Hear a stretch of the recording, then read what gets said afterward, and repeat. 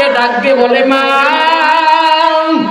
তুমি না বললাম বাদশাহ হাকিম দিনদার আমলদার পরহেজগার মানুষ, এরে মা তাহলে কেন আমাদের দুই ভাইকে ধাক্কা দিয়ে জমিনের মধ্যে ফেলে দিল? মা চলো, আজকে যদি আমার বাবা দুনিয়ার মধ্যে থাকতো এরকম পরিস্থিতির মধ্যে হতে পারতাম না। মা এই জায়গার মধ্যে থেকে চলে যায়। দুইটা সন্তান নিয়ে মা রওনা শুরু করিয়া দিয়েছেন। সন্তান কেমন যেন পাগল পাড়া হইয়া গেলেন। মাকে ডাকতে বলে মা আর ক্ষুধাটা সহ্য করতে পারি না, সহ্য করতে পারি না। হঠাৎ করে নজর করে দেখে একটা বাড়ি দেখা যায়। মা ওই বাড়ির মধ্যে সালাম দিলেন। সালাম দেওয়ার পর ডাকতে ডাকতেছে বাড়ির মধ্যে কোনো মানুষ থাকতে একটু চলে আসো। একজন পুরুষ মানুষ বাড়ির মধ্যে থেকে চলে আসলো। ভাইজান আমার দুইটা সন্তান ক্ষুধার্ত, আমার বাড়ি এই জায়গার মধ্যে না, আমার বাড়ি হচ্ছে মক্কায়। নবী মুহাম্মদ আমাকে স্বপ্নের মধ্যে বলে দিছি আমার রিজিক নাকি এই জায়গার মধ্যে আছে।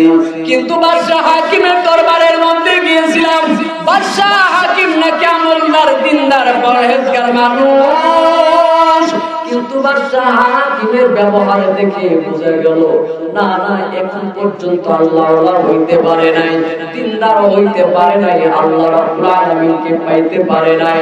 এরে দুনিয়ার মানুষ,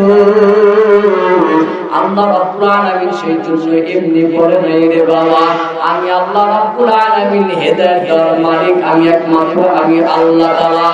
ওই মানুষটা ডাকতে বলে মা আমি যে তোমাকে আমার ঘরের মধ্যে জায়গা করে দেব, কিন্তু তুমি তো একজন নবী বংশের মহিলা, তুমি তো একজন মুসলমান, আমি তো একজন হিন্দু মানুষ, আমি তোমাকে জায়গা করে দেব, কিন্তু তুমি তো আমার কিছু খাইবা না। যদি আমার ঘরের মধ্যে থাকতে চাও, আমার বাড়ির মধ্যে থাকতে চাও, তোমাকে আলাদা করে দেব, তুমি পাক করিয়া কুড়িয়া কুড়িয়া কুড়িয়া খাইবা, আমি নিজে পাক করে করে খাবো। যদি আপত্তি না থাকে আসো, তারপর আমি তোমাকে ঘর থেকে যেতে দেব না। জোরে বলি আল্লাহু আকবার। অনেক বড় লম্বা কথা রে বাবা। রান্না শেষ হইয়া গেলি,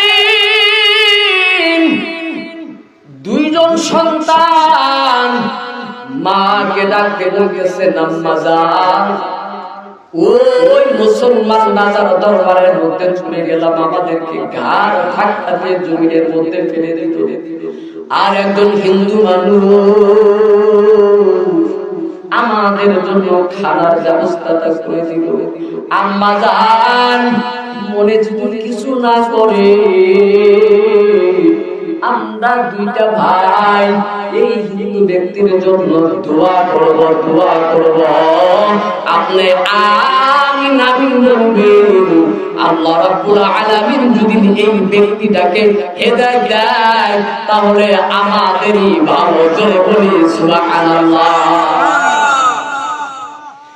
এইদিকে বাদশা হাকিম ঘুমায় রইছে। হঠাৎ করিয়া কেমন যেন ঘুমের মধ্যে স্বপ্নে দেখে হাসরের ময়দান কায়েম হয়ে গেছে।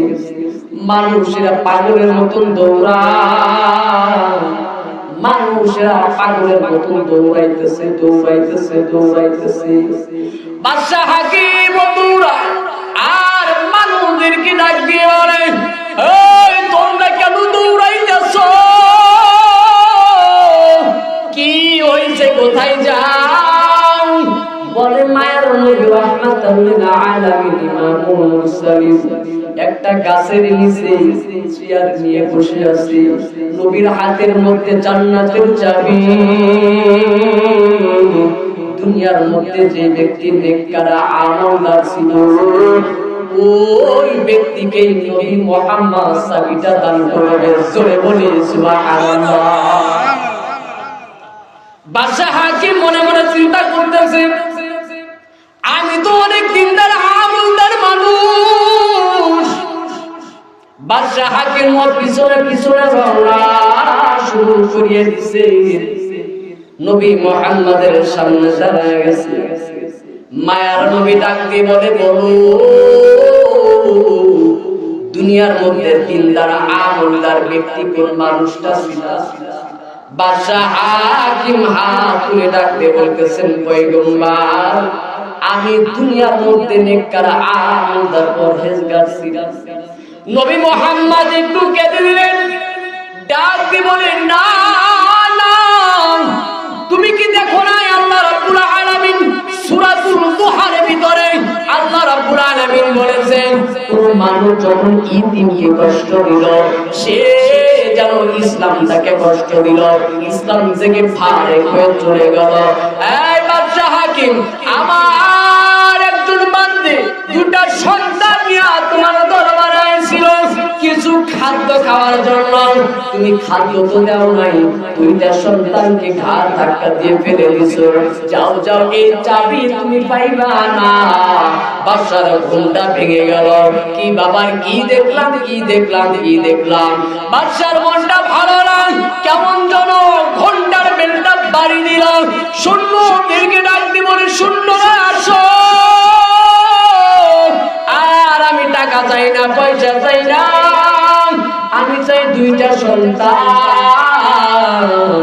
আর ওই আম্মা জানকে, আমি দুইটা সন্তানকে চাই আর আম্মা জানকে চাই।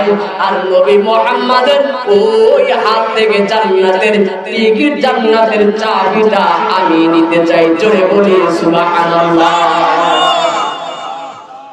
তালাশ করে নজর করে দেখো, ওই মহিলা দুইটা সন্তান নিয়ে কোথায় চলিয়া গেছে। নজর করিয়া তালাশ করে দেখেন, দুইটা সন্তান নিয়ে একটা হিন্দু বাড়ির মধ্যে বসবাস করে। বাদশার কানের মধ্যে আওয়াজটা চলে গেল, ওরে বাদশাহ, আমাদের সমাজের ভিতরে ওই হিন্দু বাড়ির মধ্যে মহিলাটা বসবাস শুরু করিয়ে দিছে। বলে, যাও কিছু টাকা নিয়ে যাও, টাকা নিয়ে যাও, এই টাকা দিয়া ওই দুইটা সন্তানকে আমার দরবারে উপস্থিত করো, ওই মহিলাকে আমার দরবারে উপস্থিত করো। আমি এই জায়গার ভিতরে আমি তাদের জন্য জায়গা করে দেব।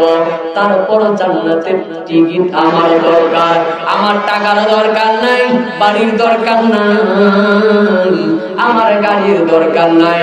সেই জন্য আল্লাহ রাব্বুল আলামিন বলে, দুনিয়ার মধ্যে সবাই তো পাগল, কেউ টাকার পাগল, বাড়ির পাগল, গাড়ির পাগল।